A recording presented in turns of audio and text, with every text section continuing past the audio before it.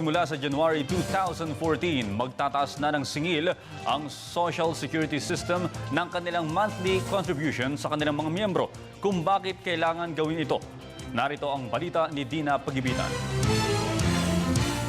Ipatutupad na ng SSS o Social Security System Enero ng susunod na taon sa mga miyembro nito ang 11% increase mula sa 10.4% ng monthly contribution rate at ang increase sa monthly salary credit.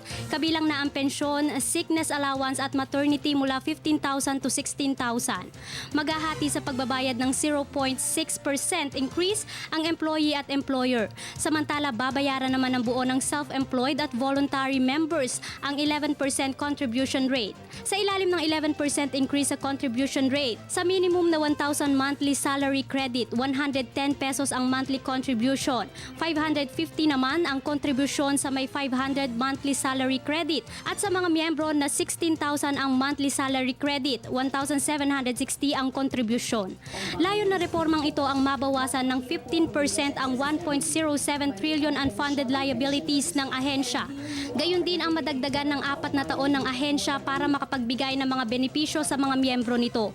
Kung noon inaasahan lamang natatagal ang pondo ng SSS hanggang 2039, sa bagong increase policy, inaasahan itong tatagal ng hanggang 2043. The objective of the increase in contribution rate is really to correct what we call the unfunded liability. It's a structural change.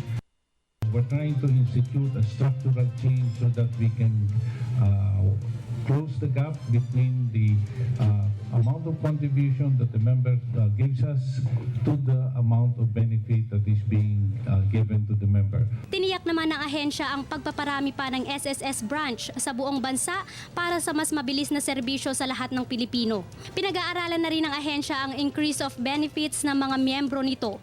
Ayon pa sa SSS, ang pagtataas ng mga kontribusyon ng mga miyembro ay nangangahulugan ng mas mataas ring benepisyo nito sa hinaharap. 2007 pa nang huling magtaas ng contribution rate ang SSS. Para sa Telebisyon ng Bayan, ako si Dina Pagibitan.